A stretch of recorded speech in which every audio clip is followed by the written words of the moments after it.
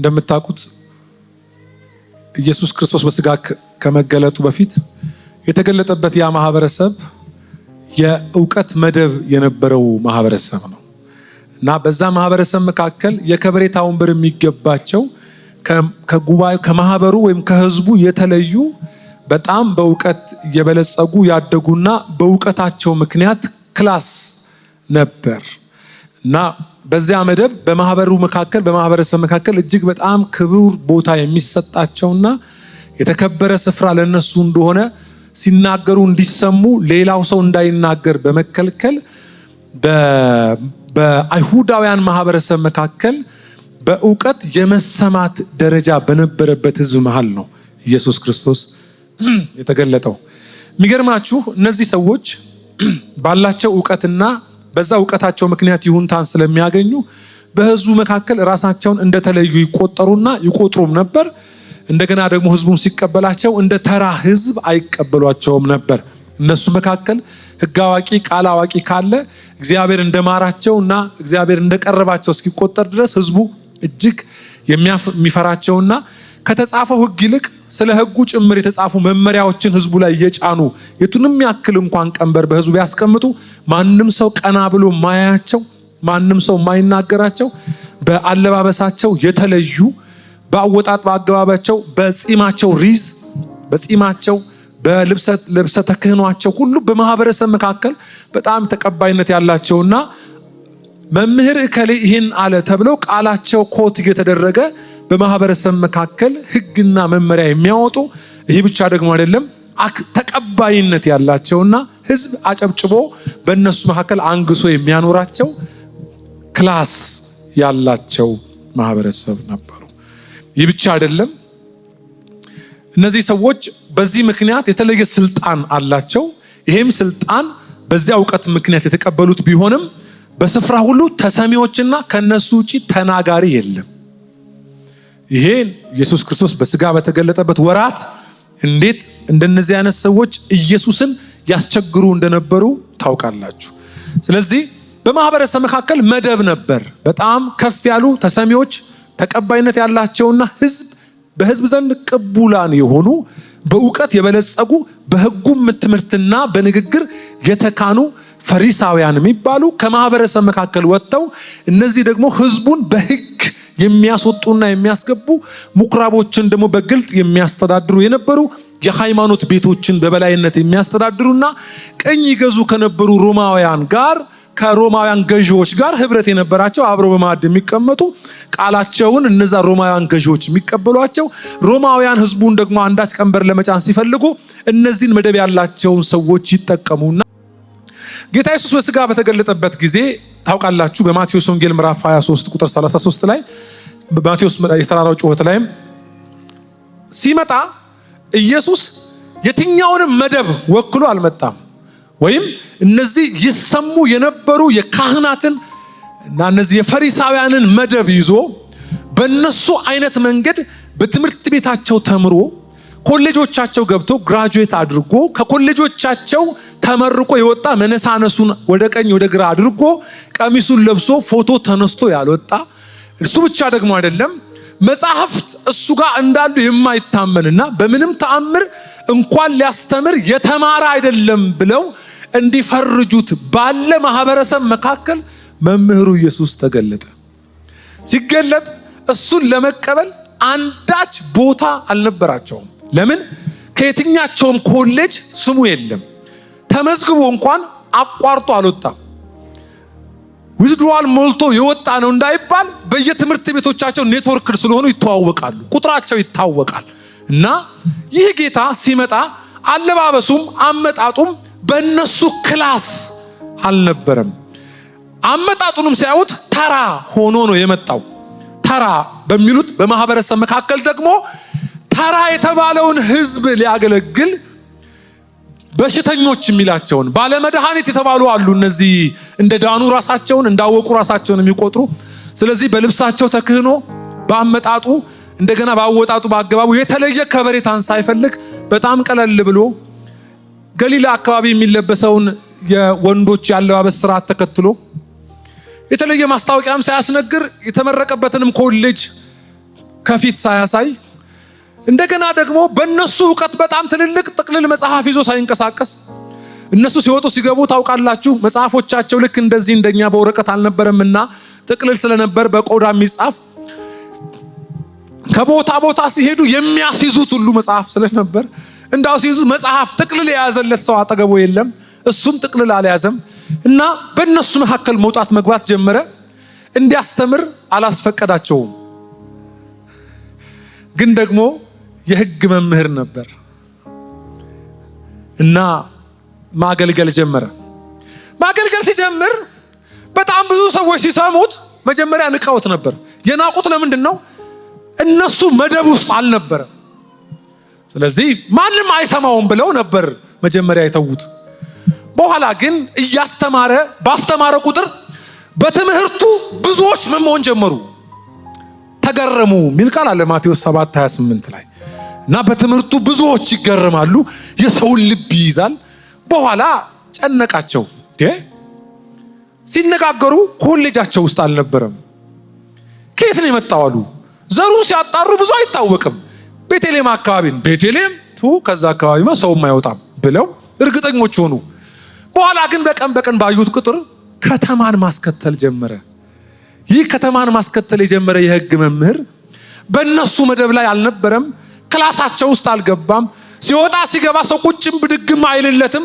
ግን ደግሞ የዘላለምን ሕይወት በትምህርቱ የሚያድል የነበረ አመጣጡ ምንም ናዝሬት አካባቢ ቢመስልም ግን ደግሞ ከሰማይ የሆነ ከተናቀች ከተማ አንዲት ደግሞ ብዙ ከማትታወቅ ድንግል ከነበረች ማርያም ከምትባል ሴት ዘሩም ሲጠና ብዙ አይኬድም እሱ ነው እንዴ ብለው ንቀውት ነበር በኋላ ግን እየቆየ ሲመጣ በትምህርቱ ከተማዋ መጨነቅ ጀመረች በኋላ ዮሐንስ 7:15 ላይ እናንተ ጻፉት ምጽፉ ሰዎች ተሰበሰቡ እነዚህ ጸሐፍትና ፈሪሳውያን እስቲ ሂዱና ስሙት ተብለው ሰው ተላከባቸው ማንን ሊሰሙ ኢየሱስን መጡ ጎበዝ ስለሆኑ ሊገመግሙት ነው የመጡት በኋላ እያስተማረ እያለ ድንገት መጽሐፉ ምን ይላል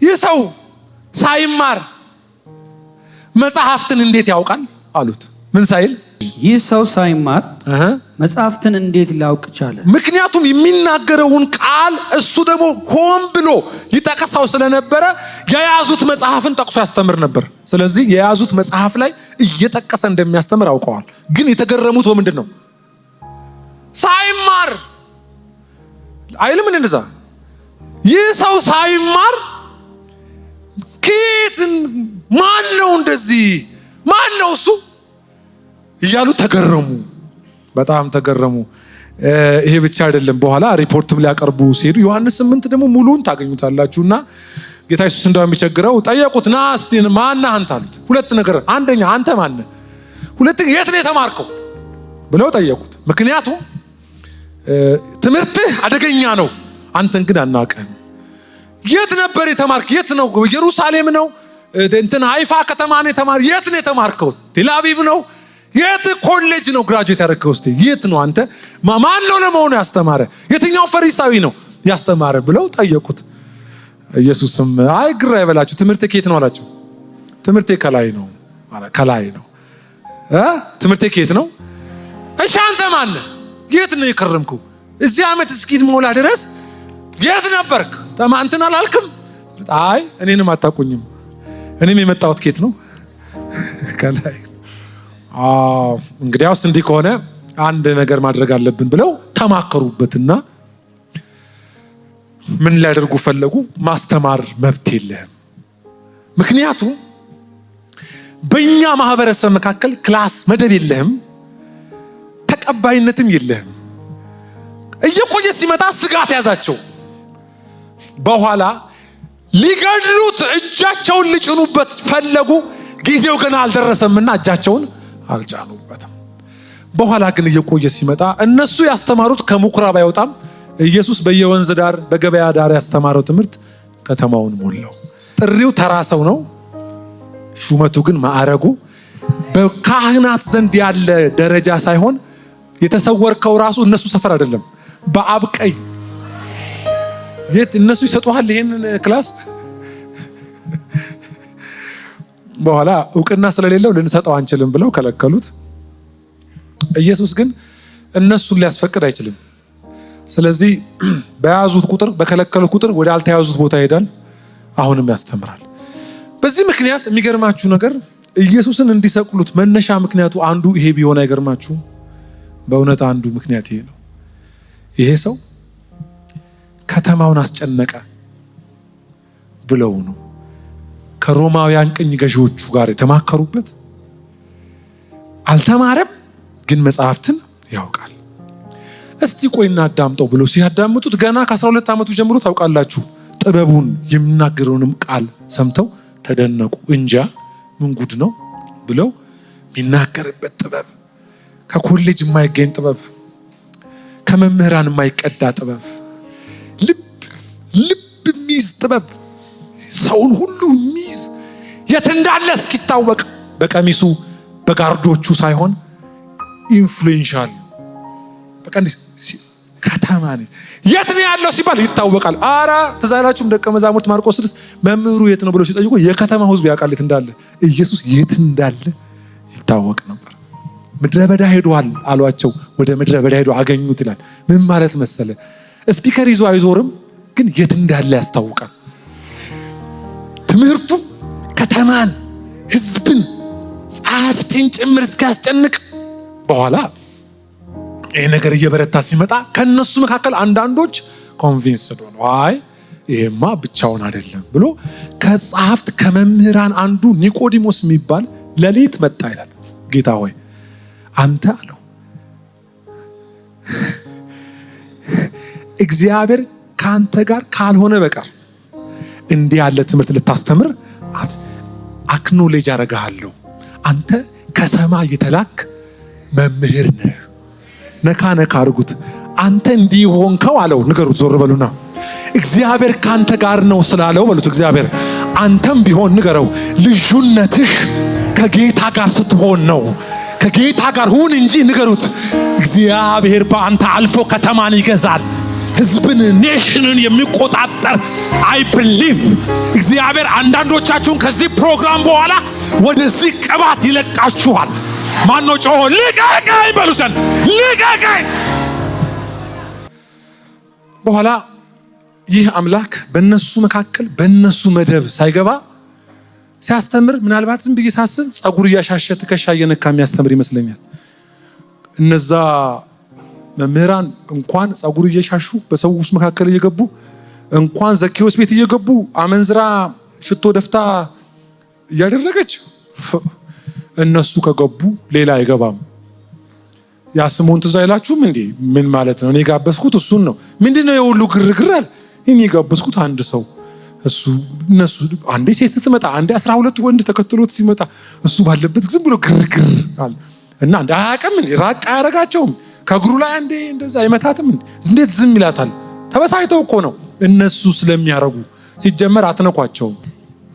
በኋላ እንደምታውቁት ኢየሱስን በምን ምክንያት ትምህርቱን ከሰው እንለይ በሚል የት እንደሄደ እያጣሩ ብዙ ዋጋ እንዲከፍል ሲያደርጉት ታነባላችሁ። በተለይ ማቴዎስ ምዕራፍ 13 ቁጥር 54 አንድ ጊዜ ታዲያ አውጣና አንብብልኝና።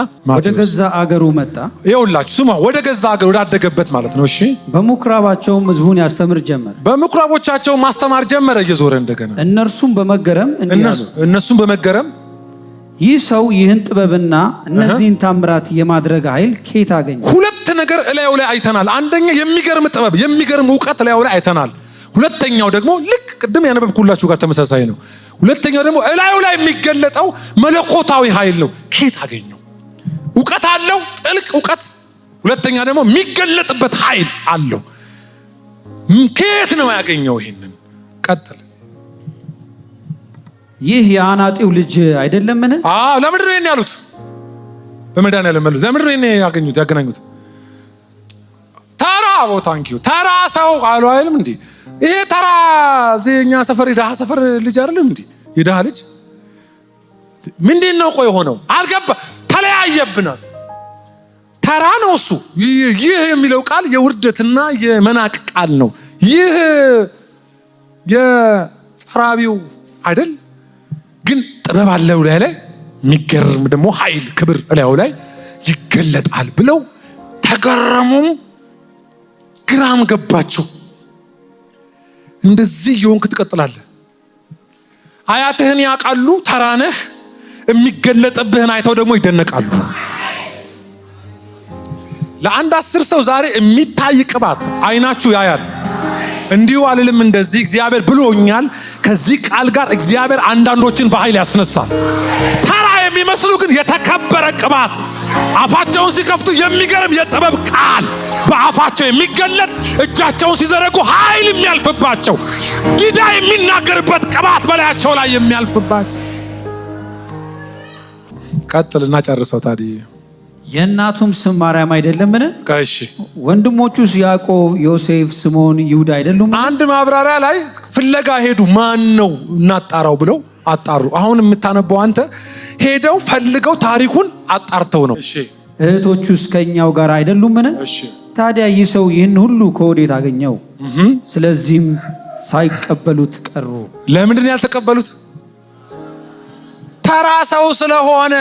አንድ ሪዝ ያለው ቀሚስ ያስረዘመ በአጃቢ የሚሄድ ጥቅልል መጽሐፍ የያዘ ደግሞ ቢሆን ኖሮ ቀበለው ነበር።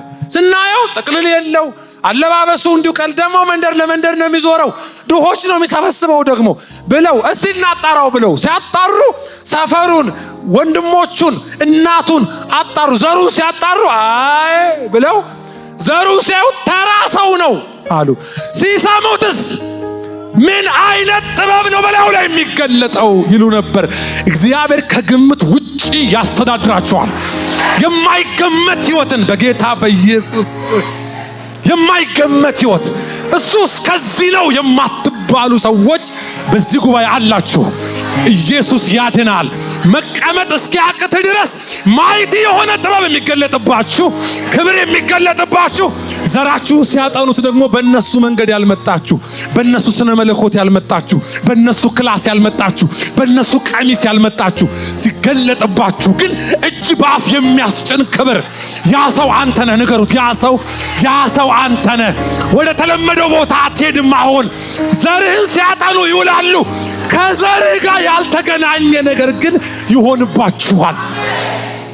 እስከ አፋችሁ አይደላችሁም፣ እስካየላችሁ ናችሁ። እስከ ገመቷችሁ አይደለም። አንዳንዶቻችሁ እንዲያልኳችሁ ራሱ ምንም ሞላላ ነገር ይዟችሁ እንዴት እንዳው እኔ ምናምን አሁን እንደዛ ማለት ነው። አሁን ቆሞ የሚሰብክህን ሰው ያደገበትን ሰፈር ብታይ ኖሮ እግዚአብሔር ሉዓላዊ አምላክ እንደሆነ የምታውቀው ከአንተ ጋር የተገናኘ ነገር አይሰራም። አንተ የምታዋጣው ነገር ላይ ጸጋውን አያስቀምጥም።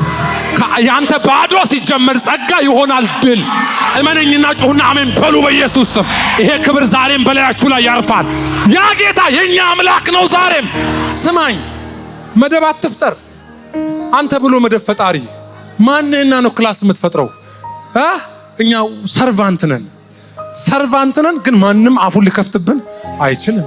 የተከበረ ነገር የበራልን የተከበረ መንፈስ ያለብን ግን ሎሌ ነን። የአምላክ ሎሌ እንጂ ማንም የሚንቀን አይደለንም። ግን አንተ የምትፈጥረው ከበሬታ ሰው እንዲቀበል ስመጣ ምን ነው ጭብጨባ ቆመ እንዴት ትላለህ? ቤተ ክርስቲያን የክርስቶስ እስትንፋስ ያለባት እንጂ እኛ በመደጋገፍ ያቆምናት ተቋም አይደለችም። the body of Christ የክርስቶስ ያው አካል ናት። አንተ ነህ ማዕረግ ያገኘኸው እዚህ መተህ እንጂ በአንተ አትዋብም። አንተ ግን ውበት ታገኛለህ እዚህ መተህ። ጩሁና አሜን በሉ በኢየሱስ ስም። ማንም ታናሽነትን አይናቀ። ምንም ተራ ብንመስል የከበረ ተገልጦብናል። ምንም መንደር ለመንደር እየዞረ ሰባኪ ቢሆንም ቢበራላቸው ኖሮ እየተከተሉ የሚለምኑት ነበር። ቢገባቸው ኖሮ እግሩ ላይ ወድቀው በእንባቸው እግሩን እያበሱ መምህሩ ይማረን ቢሉት ነበር። ምንም በመንደር ቢዞር የተናቀ አይደለም፣ የተከበረ አምላክ። በኋላ መጨረሻ ላይ አልተቀበሉትም። ስላልተቀበሉት ምን እናርጓሉ? በሕጋቸው ይሙት ይሰቀላሉ። ፈረዱበት። ይገርማችኋል። እንዲህ ባለ ጭንቅ መሃል ለካ አንድ ታሪክ ኢየሱስ አድርጓል። እቺ ናት መልእክቴ። ምንድን ነው ያደረገው? እነ ጴጥሮስ ደግሞ ሲያዩት ደህና ሰው አልሰበሰብም አሉት። እስቲ እናጣራቸው ብሎ ሲያዩ እነማን ናቸው? እነ ጴጥሮስ፣ እነ ስምዖን ቀናተኛው፣ እሺ ቶማስ። አንተ አሁን ቶማስን ጠርተህ አደራ ትሰጣለህ? አይቼ ሞቼ የሆነ ሰውዬ ቶማስ፣ ሌላስ አንተም ካልጠፋ ሰው ይሁዳ ይጠራል። ኢየሱስ ይሁዳ ትስቃለህ እንዴ? ራስን ስላላየ ነው እንጂ በጣም ትስቅ ነበር። ራሳችሁን አጣሩ። ደግሞ እኮ ይኸውልህ ከየመስሪያ ቤቱ ከፓላስ ሄዶ የጠራው የለም። የተጠሩት ራሱ ቀረጥ ቦታ፣ ማጥመጃ ቦታ፣ ሽፍታ ቦታ ሄዶ አይደለም እንዴ? ሽፍታ አይደለ ቀናተኛው ስሙን ታጣቂ እኮ ነበር። ታጣቂ ነበር። ከነ ሰይፉን የተጠራው ሰይፍህን ቀይር ነው እንጂ የተባለው ከነ ሰይፉን የመጣው። ሲጠራ ራሱ መጀመሪያ ያው እሱ ሄሮ ነው እኛ ሚኒስተር ሆነን እንቀጥላለን ብሎ ነው የመጣው። ምክንያቱም ሮማውያን እኛን ቅኝ ገዝተው እስከመቼ አይሁድ እስከመቼ ቅኝ ብለው የተከተሉት ራሱ በርቶላቸው አይደለም፣ በሂደት ነው። አለውልህ ሲለው እኮ የሰፈር ልጅ ነኝ አለውልህ ነው ያለው እኮ ጴጥሮስ። አንተና የሰፈር ሰው ሲጠቃ ደስ ይላል። እነዚህ ሁሉ ቢክዱ እኔ አውቃለሁ። እኔ ግን ምን አልልህም። አንዳንዴ ትዝ ይለኛል የራበህ ቀን መተህ ሚስቴ ቤት ትበላ ነበር። ጴጥሮስ አማት ቤት ይሄድ ነበር ኢየሱስ። አዎ ተነስታ እኮ አገለገለቻቸው። ታማ ገብታ ኢየሱስ ሲገባ ታማለች፣ ተፈወሰች። በልቶ ነው የወጣው እና መቼም ይክዱሃል እኔ ያለው አሉ። አላወቁትም። ምን አለ ኢየሱስ ከወደ እንደ ትንሽ ቀልቀል ቢያደርግ ወዴት ሄዶ እንደው ቤተ መንግስት አካባቢ ወይ ደግሞ እነዚህ ስኮላሮች ጋር ቢሄድ በእውቀት የሚጠቅሱ አንተ እነዚህስ ከጠቢባን ሰውረህ ብሎ እኮ ኢየሱስ ራሱ ተናግሯል። ለማን ያለው? ለነዚህ ሕፃናት ሕፃን ናቸው። ለነዚህ ሕፃናት ገለጠ። በመንፈሱም ሐሴት አደረገ አይልም? ደስ አለው። ለምን? ለጴጥሮስ ገባው። እኔ በራሁለት ብሎ ኢየሱስ ሐሴት አደረገ። ለጠቢባን እነዛን ጠቢባን ትተ በኋላ ቢጣራ አጠገቡ ያሉት በሙሉ ተራ ሰው። ሴቶቹም እንዳው ቢታዩ አንዳንዶቹ በጎዳና አጋንንት ጮህ ይወጣላቸው ናቸው። እንዳው እኔ የመግደላዊት ማርያም ስም በጣም ነው የሚገርመኝ። ኢትዮጵያዊ ያለመሆኗ ጥሩ ነው። ስሟ ሲጠራ መጽሐፍ ቅዱስ ላይ 7 አጋንንት የወጣላት መግደላዊት ማርያም ይላል። ሲጠራ የተጠሩት እነሱ ናቸው። ለካ ያደረጋቸው ነገር ምንድነው? ይሄን ብያችሁ ልጸልይ። ከያሉበት ጠርቶ አብረን እንዋል አላቸው። በቃ ይሄ ነው አብሮ መዋል። ሲሄድ ይሄዳሉ፣ አብረው ሲተኛ ይተኛሉ። ግራ ቢገባቸውም አንዳንድ ጊዜ አንዳንድ ነገር ባይገባቸውም ግን አብረው ብለው ላያቸው ላይ ብዙ ነገር ይዘው ኮተት ባግ ነገር በትከሻ ይዘው ምናምን የሚከታተሉት ቀሚስ ነገር ምናምን ለብሰው አብረው መዋል ጀመሩ። እና እነሱ በምን ደስ ብሏቸው ነበረ? ይህን የሕግ መምህር ገድለነዋል ብለው ደስ ብሏቸው ነበር። ከሞተ በኋላ እና ከተነሳ በኋላ እንደምታውቁት ደግሞ በዛ መንገድ ስላልተገለጠ ከብሮ ነበርና በቃ ከ40 ቀን በኋላ ለሁሉ እየታያቸው እነሱ አላወቁ። አረፍን ብለው ገና እኮ እፎይ ብለው ወደሚቀጥል ነገር ለመግባት በዛ መካከል እስከ 8 ዓመት አካባቢ ነው ገና እንትኑ ያለው ጋፕ። ድንገት አንድ ወሬ ተወራ። ምን የሚል ወሬ? አንድ ካህናትና ጸሐፍት የማያውቋቸው መምህራን በትምህርታቸው ከተማን እንደያዙ ወሬ መጣ። ልክ በማን እንደነበረው በኢየሱስ። ቴንኪው። በኋላ ሲጣራ እነማን ናቸው ተብሎ ሲያጣሯቸው አረነ ጴጥሮስ እሱን እንኳን ተውት ብለው ናቋቸው። የሚገርመው ግን መገለጥ ጀመሩ፣ ማገልገል ጀመሩ፣ ወጣ መግባት ገባ ማለት ጀመሩ። በኋላ እየቆዩ ሲመጡ ለጌታ የተጻፈው ቃል ለነሱ ተጻፈ። ከተማዋን በመናችሁ ሞልታችኋታል። ከተማውን ያዙ በትምህርቱ። እንዴ ምንድነው ብለው ጠርተው ሲይዟቸው እላያቸው ላይ ደግሞ የሚገርምም የመንፈስ ቅዱስ ኃይል ይገለጣል። ልክ እንደ አባታቸው እንደ ታላቅ ወንድማቸው እንደ ኢየሱስ። ምክንያቱም ሰውየው ቆሞ ነበር የሚሉትን አጡ ያለው የተፈወሰ ሰው እግሩ ሰሎ የነበረ በመጸሎት ቦታ ይቀመጥ የነበረ ሰው ህዝብ ሁሉ እያየው ያለንን እንሰጣለን ብለው እነዚህ ብዙ ተናጋሪ ያልነበሩ ቋንቋ የማያውቁ ትምህርት ቤት ያልገቡ የስነ መለኮት ባክግራውንድ የሌላቸው ከትላንትናቸው ጋር የተለያዩ ብትጠይቋቸው ስለ ቆሮሶ አሳ፣ ስለ ፊሌቶ አሳ፣ አንተ ስለ አሳ ያወራ የነበረ ኢየሱስ እርሱ ክርስቶስ ነው የሚል አስደናቂ ጥበብ የሞላበትን ትምህርት ሲያስተምሯቸው አዩ። አራራራ እንደገና መጥተው ሲያጣሯቸው እላያቸው ላይ የሚገለጠው ነገር 40 ዓመት አክል እምቢ ያለ እግርን ተረተሩ። ጨብጡት፣ የመለኮት ኃይል ይለፍብህ በሉት። ስሙን እንድታገን ኢየሱስ ኢየሱስ ስትል ተቃዋሚን አፍ የሚያዘጋ ቅባት የእግዚአብሔር ክብር ይኸው በተቀመጣችሁበት ጨብጠው እንጂ እኔን ነው እንደምታየኝ አንተ ያዝ አድርገውና ክብር ይለፍብህ በሉት። ኃይል ይለፍብህ። የልዩነት መንፈስ፣ የኃይል መንፈስ፣ የሞገስ መንፈስ፣ እንደ ሌላ ሰው የሚያስቆጥር መንፈስ በጌታ በኢየሱስ ስም ይግባባችሁ። ይህንን አዩአቸው። በኋላ አይ አመጣ አስጠሯቸው። እነዚህን እንኳን አያቅተንም፣ ያኛውስ ድንገት ሳናስበው ገብቶ ነው፣ እነሱስ ልምድ አለን ብለው ያዟቸው። ምንድነው የምታስተምሩት ሲያጣሯቸው? አይ አልተማሩም፣ በቃ አልተማሩም፣ የትም አያመጡም። አሁን እንደገና ሲያዩአቸው ኮሌጅም የሉም፣ ልክ እንደ ኢየሱስ አልተማሩም። ይሄ ብቻ አይደለም፣ መጽሐፍትን አያውቁም ይላል። ልክ ነው። ያልተማሩና መጽሐፍትን የማያውቁ መሐይማውያን። አዲሱ መደበኛ ትርጉም ደግሞ ደስ ይላል። ተራ ሰው እንደሆኑ አወቋቸውና የትም አይደርሱም። ታሪካቸውን ጠቅሰው ባክግራውንዳቸውን ጠቅሰው እመነኝ እየጠቀሱ ይጥፉ። የሚገለጥብህ አፋቸውን ይዘጋል። በኋላ አስገቧቸው ሸንጎ አስገብተው ሁለተኛ በዚህ ስም እናንተን ብሎ ማንና ነው አንተ ምን ታውቃለህ? ምን በህዝቡ ሁሉ ፊት በበትር መቷቸው ገርፈው ሁለተኛ በዚህ ስም እንዳታስተምሩ ብለው ለቀቋቸው። እነሱ ተራ መስለዋቸው ነው። እየቆየ ሲመጣ ህዝቡ ወደ እነሱ እነዚያ የከብሪታ ወንበር ይዘው የነበሩት ጋር ደግሞ ህዝብ የለም፣ ሰው የለም። ይኸውልህ ከተጠራ አይቀር ኃይል ሊገለጥብህ ይገባል። በእውነት ከተጠራ አይቀር ኢየሱስ ከንግግር ማለፍ አለበት አንተ ህይወት ላይ። ይሄ ጳውሎስ እንዳውም የመጠራት ምልክት ነው ይለዋል። አይመስላችሁም? አጋንንት መውጣት አለበት፣ ሰዎች መናገር አለባቸው ዲዳም ከሆኑ ብቻ የሆነ ነገር ላይ የሆነ ኃይል ማለፍ አለበት ላያችሁ ላይ። ይሄ የመጠራት ምልክት ነው፣ የልጅነት ምልክት ነው። በኋላ ገርፈው ሲለቋቸው ጭራሽ እየባሰባቸው በኋላ እናጣራ ብለው ሲያጣሩ አንድ ነገር አገኙባቸው። ምን እንዳገኙባቸው መጽሐፉ ሲናገር ከጌታ ጋር እንደዋሉ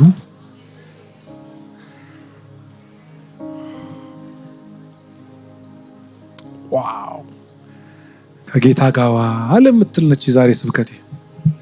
ሲያዩዋቸው ከማን ጋር እንደዋሉ? ከጌታ ጋር እንደዋሉ። እንዲህ አይነት የእውቀት ልህቀት ያለው ከማን ጋር የሚውል ሰው ነው ብለው አሰቡ። እንዲህ ያለ ኃይል የሚገለጥበት ከማን ጋር የዋለ ሰው ነው? ከኢየሱስ ጋር የዋለ ሰው ነው። ከጌታ ጋር ዋሉ። ከጌታ ጋር ልቀይር ብለህ ሳይሆን የዋልክበት ይቀይራል። አየ መጽሐፍ አትሳቱ፣ ክፉ ባልንጀራ መልካሙን አመል ያጠፋል ስትውል ነው። አየ አንዳንድ ሰው ጋር ስትውል የሰውየውን ምኞት ይዘህ ትወጣለህ። ውሎ ነው። አየ ልትቀየር ስትፈልግ የቀየርከው ውሎህን እንደሆነ ታውቃለህ። ክፉ ጸባይ ማዳበር ከፈለግ፣ ሱሰኛ መሆን ስትፈልግ መጀመሪያ ውሎህን ነው የምትቀይረው። ያንን ከሚያደርጉ ጋር ነው የምትውለው። ስትውል ውሎ፣ ከዛ እና ውሎህ ጓደኛ ይሰጥሃል፣ ውሎህ ጸባይ ይሰጥሃል፣ ውሎህ ሱስ፣ ውሎህ ንግግር፣ ቁመና ይሰጥሃል። ኢየሱስ ይኸውልህ የሚገባህ ስትሰማው ሳታውን አብረው ስትውል ነው። አንዳንድ ሰዎች ከአፉ ትምህርት ወስደው ይሰብካሉ እንጂ አልዋሉም።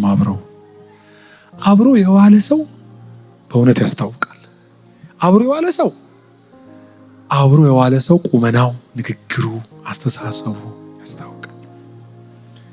ይኸውልህ እመነኝ፣ ስትንገዳገድ ሰክረህ ብትታይ የሚውልህ ሰክሯል ሳይሆን እንደ ጠጥ የት እንደዋልክ ወይም ከየት ቤት እንደመጣህ ነው የሚነግሩህ። መጠጥ ቤት ነበር ወይም ጠጥቶ ነበር። ውሎህ ነው አንተን የሚገልጥህ። እና ሳያቸው ሁለት ነገር ላይ አይችሉም። አንደኛ ዝም ብለው የሚያወሩት ስለማን ነው? እኔ እነዚህ ገምጋሚዎቻቸው ምን አይነት ጥበብ እንዳላቸው ገርሞኛል። እንዴ ዝም በል ብለው አፋቸውን ሲዘጓቸው ዝም እንል ዘንድ አንችልም ብለው ያወራሉ። እንዴ ቆይ ሁለተኛ በዚህ ስም ብለው ሲገርፏቸው ደስ እያላቸው ስለ ስሙ እንዲናውቁ አውቀው ደስ እያላቸው ከሸንጎ ወጡ ይልና ወዲያውም ደግሞ ይላል በቤትም በመመላለሻ ደጅም ኢየሱስ እርሱ ክርስቶስ እንዴ ዝም አይሉ።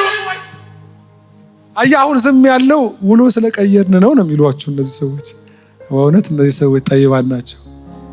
እነ ጴጥሮስ ዝም ያላሉት ስለዋሉ ነው አብረው።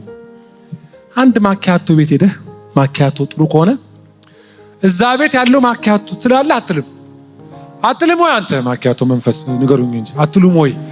ጥሩ ምግብ ቤት ከተከፈተ በስማም እዛ ቤት ያለው የፈረንጅ ምግብ ሳትበል ማስታወቂያ ስራልን ብለውሃል። ባለቤቱ ያውቃል እንድትታወራለት ግንስ በላሃ ምን ማለት መሰለ? ስሙኝ ዛሬ ስትውል አብረኸው ሌላ አይመጥንህም፣ ሌላ አታወራው።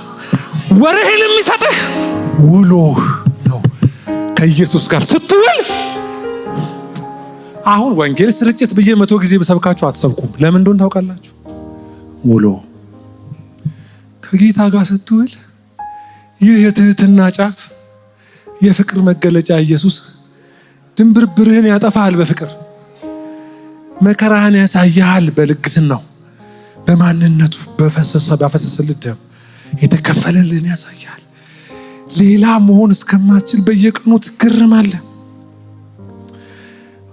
ስትደነቅ ስለምትውል ስለሱ አለማውራት አትችልም። ሁለተኛው የጥበብ ሁሉ ምንጭ ነው እሱ። የእውቀት ሁሉ ሶርስ። አንዳንድ ሰዎች እኔ ሶርስ ነኝ ብለው ሌላ እኔ ላይ ፖዝ አድርጓል ብለዋል። አዲስ አበባ እኮ ሞላላ ምድር አንተ ሪቨር ነህ ይላል። እሱ ያመጣውን ስብከት ብቻ በመስበክ አንተ ትቀጥላለህ። አንተ ውስጥ አይመነጭም። እኔ ሶርስ ነኝ። ይሄ የዲመን ትምህርት ነው። ኢየሱስ ነው የህይወት ሁሉ ምንጭ፣ ከሆድሽ የማያልቅ የህይወት ምንጭ ኢየሱስ ሶርስ፣ የእውቀት ምንጭ፣ የጥበብ ምንጭ። ከዚህ ጋር ስትውል መረዳትህ የእውቀት ልህቀት ትምህርት ቤት የሌለ ኮርሱ ላይ ያልወሰዱትን ትምህርት። ምክንያቱም እነዚህ ጸሐፍት ስለ መሲህ መምጣት ስለ ክርስቶስ መምጣት ያውቃሉ እንጂ እንደመጣ አያውቁም። ትምህርታቸው እዛ ድረስ ነበር። ለነ ጴጥሮስስ ኢየሱስ እርሱ ክርስቶስ እንደሆነ የእውቀት ልክ ምን ማለት መሰለ? የምትናገረውንና የሚገለጥብህን ትካፈላለህ። ጌታ ሆይ ጫንብኝ ብለኸው ሳይሆን ሙሴ 40 ቀንና ሲውል ፊቱ እንዳንጸባረቀ አላወቀም። ምን ማለት መሰለ? ይሄ ክብር ይምጣብኝ ብለህ ብቻ ሳይሆን ስትውል አብረኸው ስትሆን እማታቀው ድንገት እጅን ስትዘረጋ የማይሰማ ጆሮ የሚከፈትበት ቅባት። እንደዚህ አይነት ጃይንት የሆኑ ኃያላን ምድሬ እንደገና ልታስተናግድ ተራዋ ደርሷል። ያ ሰው እኔ ነኝ ካላቸው አሜን በሉ። ሲናገሩ አፋቸው ከጌታ ጋር ውለህ እላይህ ላይ ልዕለ ተፈጥሮአዊ ኃይል በእውቀት ማታመጣው እላይህ ላይ የሚመጣ ክብር። እነዚህ ሁለቱ ስለሱ ዝም አለማለትና የሚገለጥ ኃይል በላያችሁ የሚሆነው ከጌታ ጋር ስትውሉ ነው። በታላቅ ወንድማቸው እንደጀመሩ እነሱ መካከል ማረድ ጀመሩ። የያዙ ማረድ፣ መስቀል መሰየፍ፣ እስር ቤት ማስገባት ሊያቆሟቸው አልቻሉ። ለምን? ውለዋል አብረው። አረኛ ያየነውን የሰማነውን እናወራላችኋለን። በብልሃት የተፈጠረውን ተረት አይተን ሳይሆን ግርማውን አይተን ነው የምንቀዳ። አይተነዋል። ግርማው ክብሩም የተነሳ መልአክ መቃብር ያልያዘው መልአክ ዝም በሉ አንልም። ዝም የሚሉት በእውነት አንገታቸውን ከሰውነታቸው ሲለዩቸው ነው። ከጌታ ጋር በኋላችሁ ልክ ግን የእውቀት ልክ፣ የመረዳት ጥግ፣ የክብር ሙላት በላያችሁ ይሆናል። ያኔ እመኑኝ ከታሪካችሁ ጋር የማይገናኝ፣ ከትላንትናችሁ ጋር የማይገናኝ፣ ከአስተዳደጋችሁ ጋር የማይገናኝ፣ ከትምህርት ልምምዳችሁ ጋር የማይገናኝ እንዲህ ስለሆነ እንዲህ ሆነለት የሚያስብል ሳይሆን ከምናችሁም ጋር የማይገናኝ ነገር በሕይወታችሁ የሆነ ይቀጥላል። ለኢየሱስ ለማይሰለቸው ኑና ኑሩ ለሚል ለዚያ አምላክ ብዙ ክብር